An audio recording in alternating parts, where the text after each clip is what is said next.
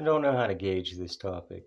Uh, a lot of people have their own beliefs on the nature of reality, and I don't mean to convert or proselytize to anybody.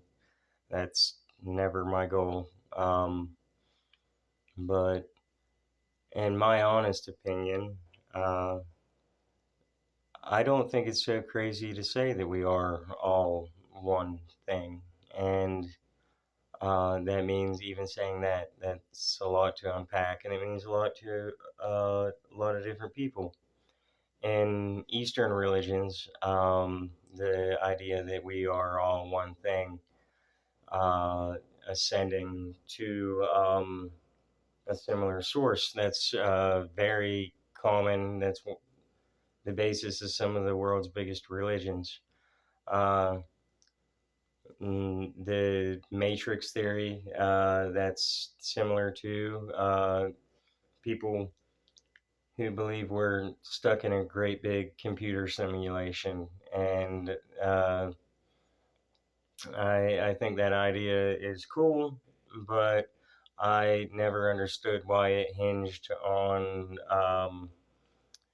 AI, computers, things like that, when we have the ability to do that inside of our own heads, and we know it. Um, I don't know what it's like for you when you close your eyes, but when I close my eyes, the backdrop is black, but it's not dark black. It's glowing black. It's bright. It is black, but it is illuminated. It's a light. And in the forefront, I've always had my whole life. I've always had just phosphenes, smears, trails, and within those, I can focus, and it almost looks like energy or static or electricity. It like like static on a television, but not two dimensional. It's very hard to describe, and I'm sure some of you know like what this is, but you can look into it, you can focus into it, and you can see visuals. And the same thing happens to people. I've never been able to replicate the Gansfield effect and have open eye visuals, but people are able to do that.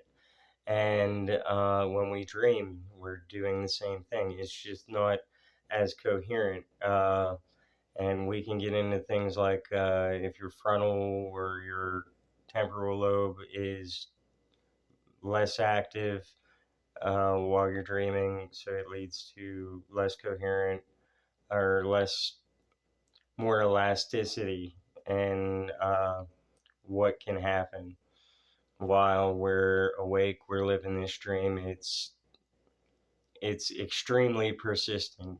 Uh, I wouldn't recommend for anybody to take what I'm saying and go seek out ways to skirt causality or to manipulate the universe or anything like that. But to see it as a dream, I think is very to me it's the truth, or it's very close to the truth. And there's more beyond that. I'm sure it's probably never ending and ever unraveling. But what I believe uh, is that the universe as we know it is mind. Uh, Now, materialists would be the simulation, would be a materialist version of this theory because it hinges on the physical matter, the computers that would exist in. It hinges on the matter as the basic underlying concept. Now, and then you have Buddhism and Hinduism would refer to spirit. They'd be spiritualists because they believe that spirit is that basic underlying thing. Now, mentalists, which I may be considered, they believe that all is mind. And I think we can differentiate between the thinking mind and the observing consciousness. I think they are very much two separate things. I think the mind is your thinking brain, and your consciousness is your observing factor, uh, that most people never even seem to consider. I'd say it's like the most obvious thing is the thing that you can never experience. It's sort of how smells. If you're around a smell all the time, then you can't smell it. Uh, it's like that, but if you were always under a certain condition, like gravity, we don't, if nobody told us about it, a lot of us wouldn't consider it at all. Um, but, but yeah, I believe that consciousness, that observing factor, is also serves as an impetus. It's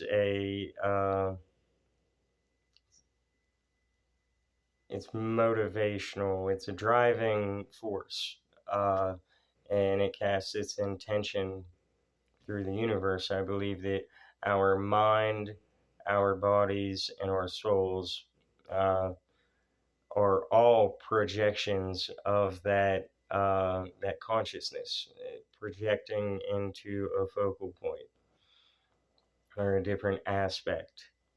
And I don't know. I believe we're very fragmented over time in a dream state. Who knows how long it was, but over an unfathomable amount of time, that consciousness fragmented itself for various reasons, and that's where we all are today, a shattered psyche of the same whole. And I